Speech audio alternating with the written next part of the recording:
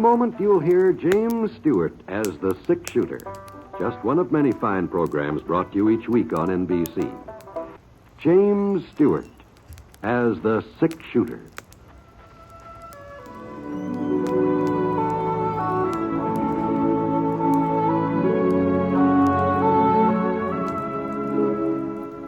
The man in the saddle is angular and long-legged. His skin is sun-dyed brown. The gun in his holster is gray steel and rainbow mother of pearl, its handle unmarked. People call them both the Sick Shooter.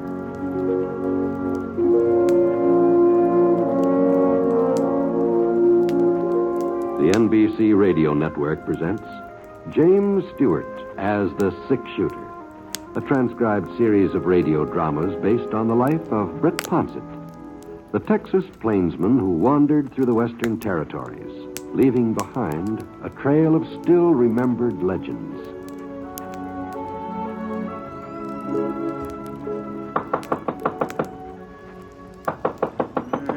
Keep your shirt on. Keep your shirt on.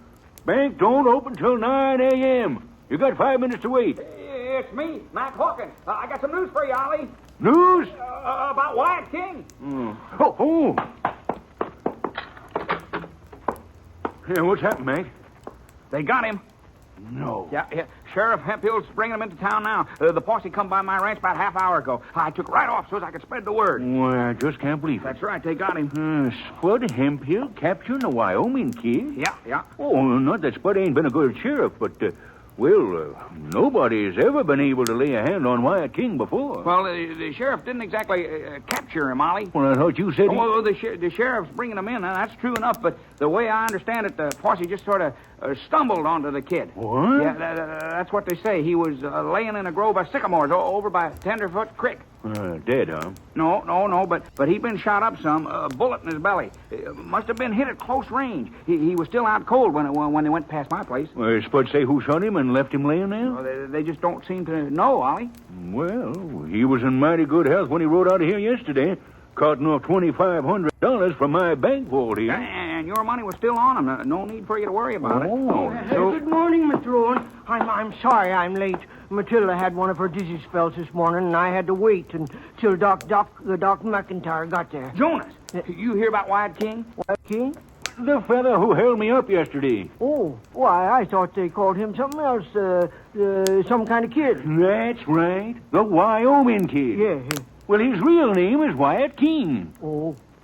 Don't you ever read them reward notices down to the post office? But I just don't remember names very good, I guess. Oh. What about Mr. King? Well, he's been captured. You don't say. Yes, the sheriff found him down at Tenderfoot Creek. He was all shot up. My. And the darndest thing is, nobody knows who shot him. Well, what's so peculiar about that?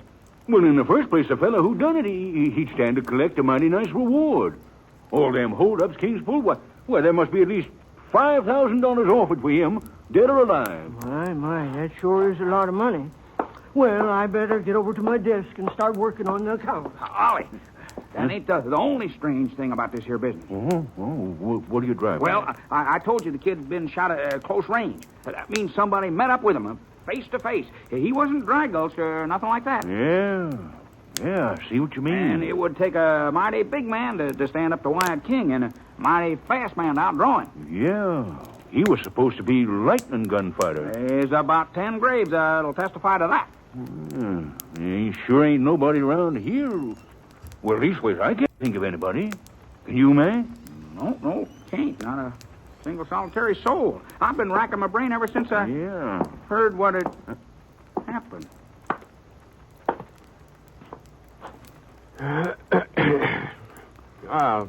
Morning, Judge. Yes, sir. What can I do for you? You the banker? That's right, Mr. Name's Ponset, Britt Ponset. Well, I'm pleased to meet you, Mr. Ponset. I'm Oliver Rowan. Howdy. I got a little check here. I was wondering if you... Did you say Britt Ponset? That's right. Well, I'll be doggone. What's the matter, man? Why, he's a sick shooter, Ollie. The six-shooter? Ain't that right, Mr. Ponset? Well, sometimes I guess folks call me. There. What did I tell you? Well, sir, I guess we don't have to do no more wondering about who shot up Wyatt King. What? Well, sir, we're all mighty grateful, Mr. Ponset. Oh, hold on. If we'd have knowed you was in these parts, we wouldn't have had no doubts in the first place. No, sir. I'm afraid I don't follow you. You're the fellow who shot it out with the king last night, ain't you? Well, it must have been you. It couldn't have been nobody else. Why, of course it was him, Ollie. There ain't no doubt about it. I said it would take a fast man to outdraw the kid. Well, the six-shooter's just about the fastest man west of the Mississippi from the way I hear it. Well, that's mighty flattering, but as far as outdrawing Wyatt King, well, I wouldn't know about that, seeing as how we never met up. Never met up? No. Oh, you mean you didn't recognize him last night? Last night? Well, whenever it was you shot him. Now, let's get this straight, gents. I didn't shoot Wyatt King last night or any other time. I've never laid eyes on him. Well, if it wasn't you, then who did do it? I sure wouldn't know. I rode down the trail from Fort Drexel. I didn't see any sign of Wyatt King or anybody else. Tenderfoot Creek's just off that trail. Is that so? Well, if Mr. Ponset says he didn't do it, I guess he didn't. Yeah. Wait a minute. Hmm? Sure. Why didn't I think of it before? Yeah, think of what? Everybody knows that the six-shooter don't like to take credit for what he does. He's the sort of man who hides his lamp under a bushel. Well, you ain't going to get away with it here in Copper Springs, Mr. Ponset. No, You're absolutely right, man. Yeah. All right, shooting an outlaw like Wyatt King ain't nothing to be ashamed of. Well, Mr. Ponset, you ought to be proud of yourself. Well, maybe I would if I'd done it. Hey, but the fact there's is, the posse now. Just wait till I tell Sheriff Hayfield about this. Here now. Wait a minute, Mac. Wait a minute. I'm coming with you. Listen to me, You will you? You mind the bank. Yes, sir, Mr. Rowan. No, Mr. Rowan, hey, why do you... well, I'll be darned.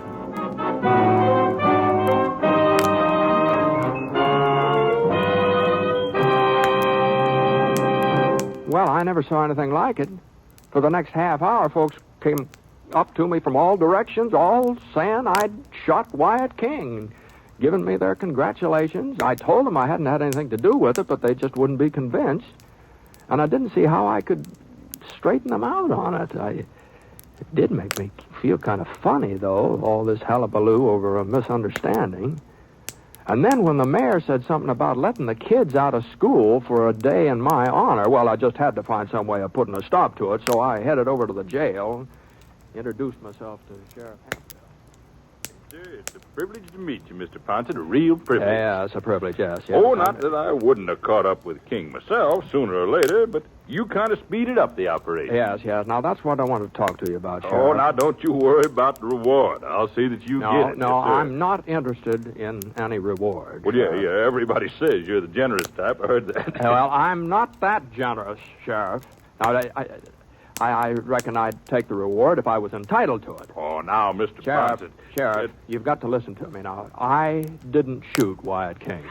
Well, I heard you've been trying to ease out of taking the credit. I'm not trying to do anything except tell you the truth. Now, you ask King when he comes to. You'll find out. Oh, he came to a little while ago, Mr. Ponset. Right after Doc McIntyre got through patching him up. He's practically as good as new now. Well, go on. Ask him if I had anything to do with shooting him.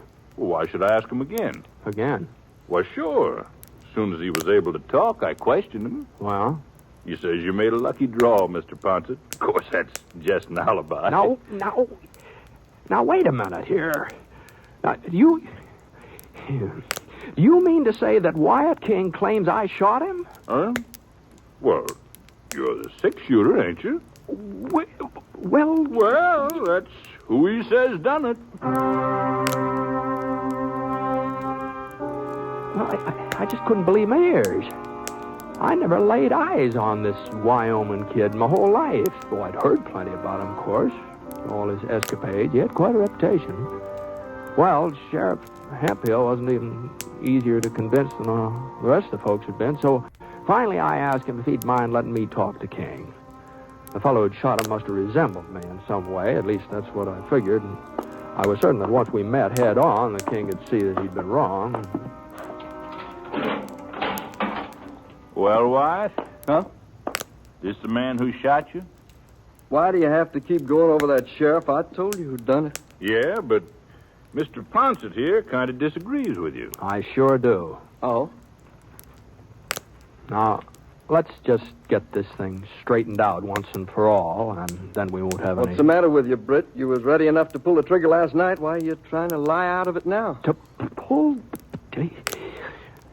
Why, you know we've never run into each other before, last night or any other time. I got a bandage on my belly that says different. Now, take a good look at me, Wyatt.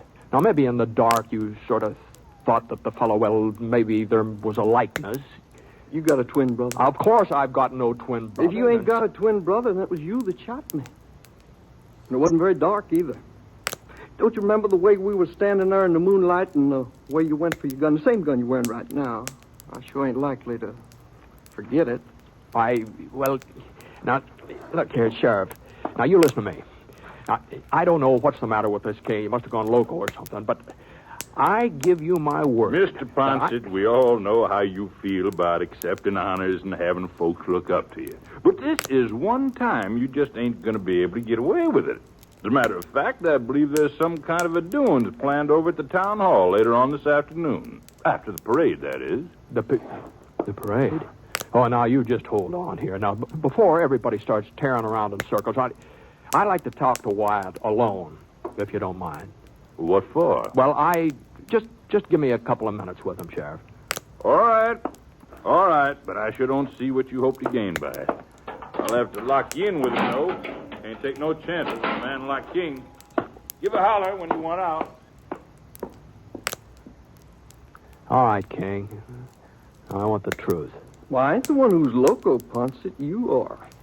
That's a pretty big reward for me. There's a reward for the fellow who captured you. Well, as long as I keep saying you're the fella you can collect, I'm doing you a favor. Well, maybe I don't happen to want any favor from you. Well, don't look like you got much choice in the matter, does it? Of course, just between the two of us. Now seeing you right close like that, it might have been somebody else that shot me. You know doggone well it was. Well, even if it was, even if I was mistaken about it, I sure wouldn't admit it. I don't see why not. Oh, now, Mr. Ponset, you don't think I want folks to know I was outdrawed by a little fellow with gray hair and a pot belly? Oh, how's that? A man who nobody's heard of, a grocery clerk or a sodbuster. That's what he looked like to me. Why, he even had a ready-made suit on, a coat and pants cut out of the same cloth. Stiff collar. And a necktie. I never supposed a man like him would know how to use a gun. Otherwise, I'd been more careful. Well, at least we finally got down to the truth, huh? Now, all you got to do is tell the sheriff and we'll get... I'm not telling anybody else, Ponset. And I got an idea your telling them won't make much difference. What? Not as long as I keep saying it was you that shot me. And, of course, that's what I'm going to say. I ain't got no choice. Well, you haven't got any reason to lie about it. Well, now, look, it's one thing to be outshot by Britt Ponset. That ain't so hard to swallow. But the idea of being outdrawed by a nobody, well, I wouldn't be able to face my friends again after I break out of jail. They'd all have a laugh on me. Yes, sir. It sure was a lucky break when the sheriff come in and said you was in town. Yeah. Asked if you was the one that shot me. You're not going to get away with this, King. Well, I'm sorry if it upset you, Ponset, but after all, I got my reputation to consider. Your reputation? Why, I never heard of such a thing. Sheriff, get me out of here.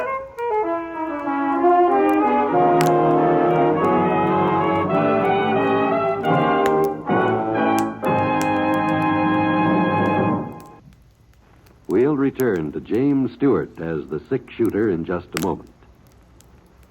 Each year, forest fires take a tragic toll, destroying the natural resources that are vital to our nation's strength. Remember, one moment of carelessness can destroy national beauty and wealth that can never be replaced. Forest fires have been called America's most shameful waste because they can be prevented. Don't fail to do your part in preventing them. Don't be guilty of starting one.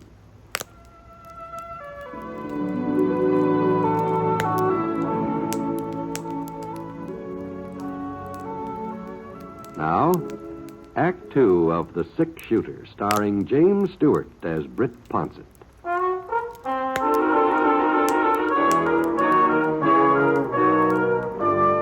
Well, I knew that there wasn't any point in hanging around the jail trying to make Sheriff Hemphill believe what Wyatt King had told me. King was right. As long as he kept insisting that I shot him, I wasn't going to be able to convince anybody of the truth, unless the man who really did shoot him. I was walking down the main street, passing the bank, when I remembered what King had said. A gray-haired fellow with a pot belly, wearing a ready-made suit and a stiff collar and tie. I'd seen somebody who looked like that. I couldn't think where. Where was it? And then I just happened to glance into the bank.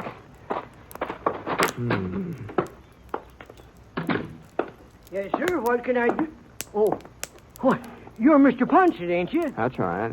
My, you sure stirred up a lot of talk, Mr. Ponset. The whole town. Yeah, I know.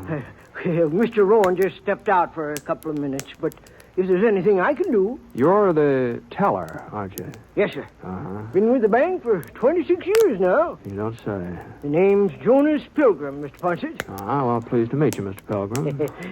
Of course, if you're in a hurry for something, maybe I could find Mr. Rowan. No. As a matter of fact, it was you I wanted to talk to. Me? Yes. You see, I've just come from a session with Wyatt King over at the jail. Oh? And, he told me about the shooting last night. Uh-huh. Well, that's real interesting, Mr. Ponset.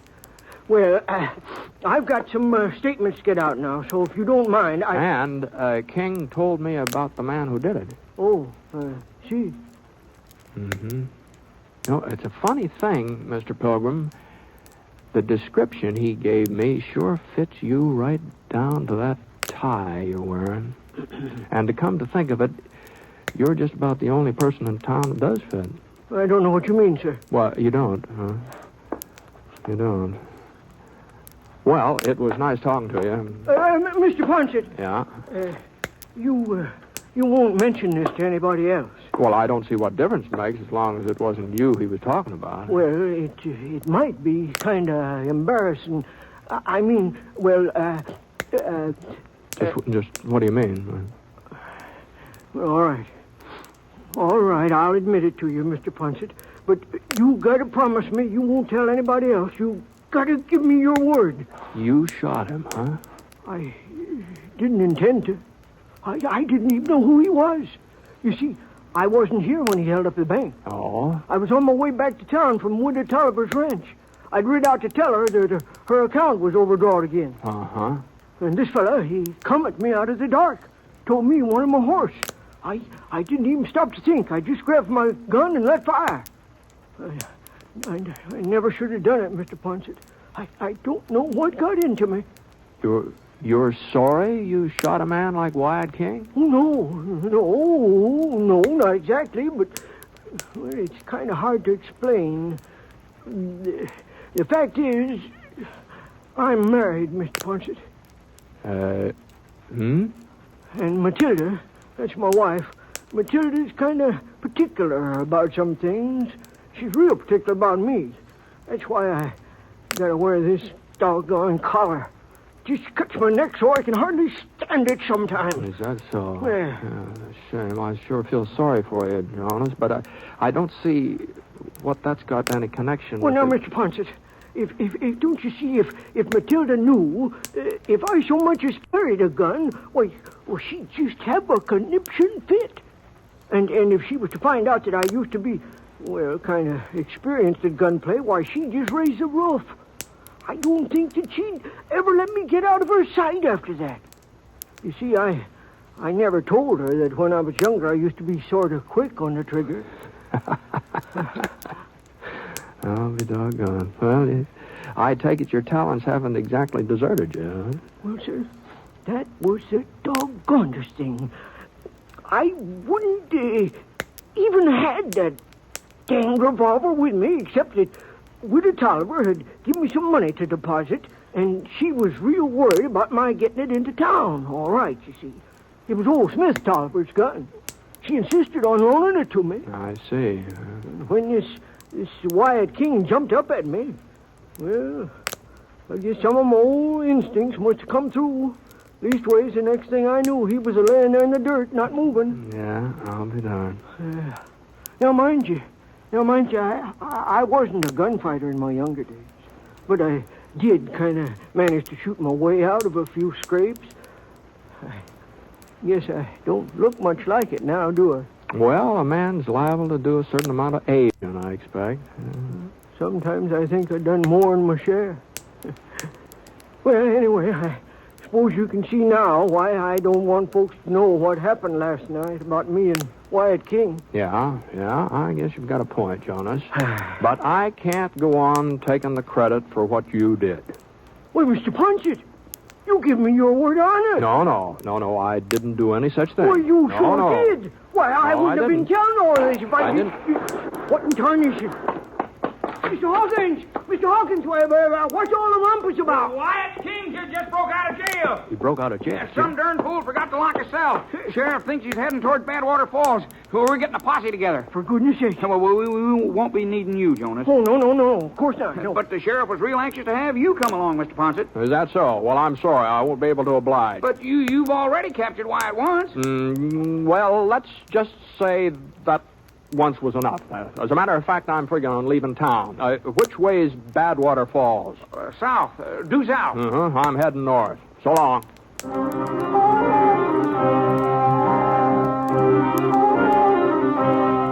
Well, inside of 5 minutes, the whole town of Copper Springs had ridden off in a southerly direction. The male population, that is. I guess Jonas and I were about the only two men that hadn't joined up with the sheriff's posse. In a way, I was kind of relieved that King had broken out of jail. At least I'd be able to leave town without any more of this foolishness about me capturing him. Oh, not that I ever wanted a fellow like King to go free, you understand, but I figured the posse would probably catch up to him pretty soon. He couldn't have had much of a head start. So I headed over to the livery stable to get Scar. I'd already paid for his keep in advance, but the man who ran the stable had gone off with the others, and I didn't feel like sticking around for the refund. Easy, boy. Easy, Scar. I looked around for his saddle. It was lying on the floor over by a pile of hay. And just as I picked it up, I noticed something funny about the hay. It was starting to move. Just keep holding on to that saddle, Ponset, and don't reach for your gun. Wyatt. If you make a move, I'll ram this pitchfork right through you. Oh, you're crazy, Wyatt. You'll never get out of town. There ain't nobody left in town to stop me, except you. You got a wound in your belly. That'll stop you. Don't worry about me, Ponset. I'll make out. Now I'm taking your gun and your horse. There are plenty other horses here. I'm taking yours. Wyatt. Shut up, or you get a taste of these broncs. Well, there wasn't any point of my arguing about it, not with a pitchfork digging into my chest. So I waited until he reached out a hand for my gun, and I gave that saddle a little toss. Caught him right in the neck. He went over backwards. I started to go for my holster, but Wyatt stuck out the handle of that pitchfork, and the next thing I knew, I was down on the floor beside him. He banged his fist into my face, and I felt his hands go for my throat. I managed to get up on a knee and flipped him over. I hoisted myself onto my knee, but he let loose with a kick, and I went flat again. I got a glimpse of his boot coming into my face, and I just got out of the way in time. And then he missed me and almost lost his balance, and I had time to get on my feet again. Came charging in with both fists again, and one of them whipped past my ear, and the other one smashed into my shoulder, and that left him wide open.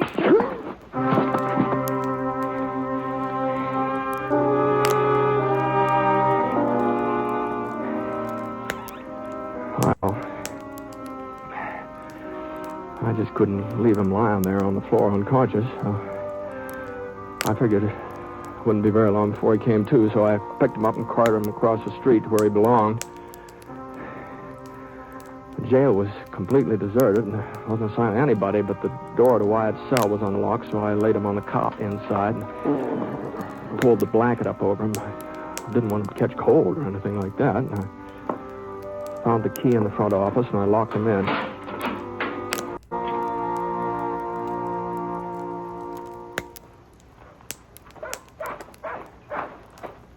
Hey, Jonas. Hold up a minute, Jonas. Mr. Ponset, what? I thought you'd left town. I'm leaving right away, Jonas. Right away. That is, if you'll do me a little favor. A favor? Yeah, you're through for the day with the bank, aren't you? Oh, yes. We close at 4 o'clock sharp. I'm on my way home now. Uh-huh. Well, I was wondering if you'd mind putting off your supper a little bit. Well, Matilda... Until the posse comes back, that is. What for, Mr. Ponset? Well, you see, I was over at the jail just a minute ago, and there's nobody over there watching things while the sheriff's out of town. Well, I don't see what difference it makes. Wyatt King was the only prisoner, and he's escaped. Yeah. But even so, now suppose somebody were to break in.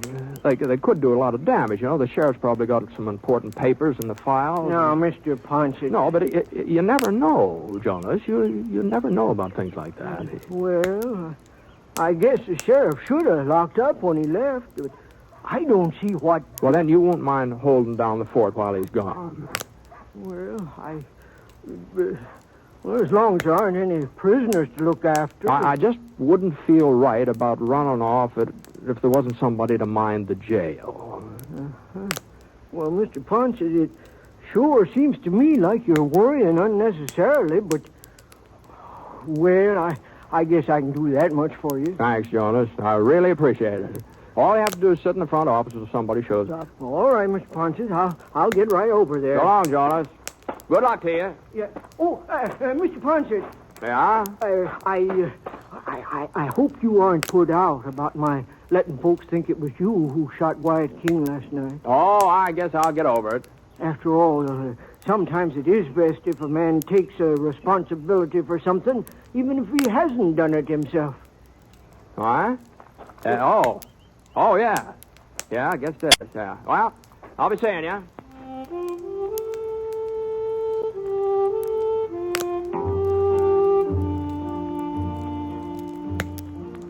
I tell you what, I got out of Copper Springs fast as I could. I just wasn't sure how things were going to work out. But then a couple of weeks later, a copy of the Copper Springs Press caught up with me. And there was Jonas Pilgrim's picture all over the front page. Yes, sir. Great big article telling how the sheriff and his posse had come back to town without finding a trace of Wyatt. And there he was, right in the jail. And there was Jonas Pilgrim snoozing in the front office, calm as a cucumber. Modest Pilgrim, that's what the paper called Jonas. He said he'd tried to deny having anything to do with Wyatt's capture, but the folks in Copper Springs, they just hadn't believed him. Well, it was plain as day that he'd taken Wyatt single-handed. Well, like Jonas said, sometimes it's best for a man to take the responsibility of a thing, even if he hasn't done it.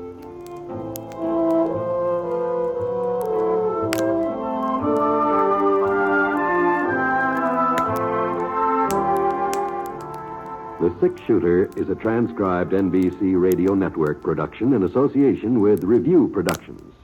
It is written by Frank Burt and is based on a character created by him.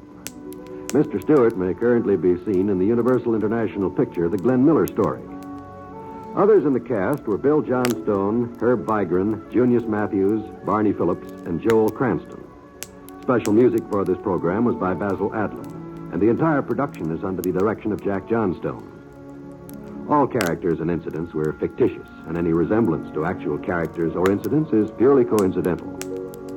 Oh, by the way, you'll be interested in knowing that the Six Shooter has been chosen for broadcast to our men overseas through the facilities of the Armed Forces Radio Services. This is John Wald speaking.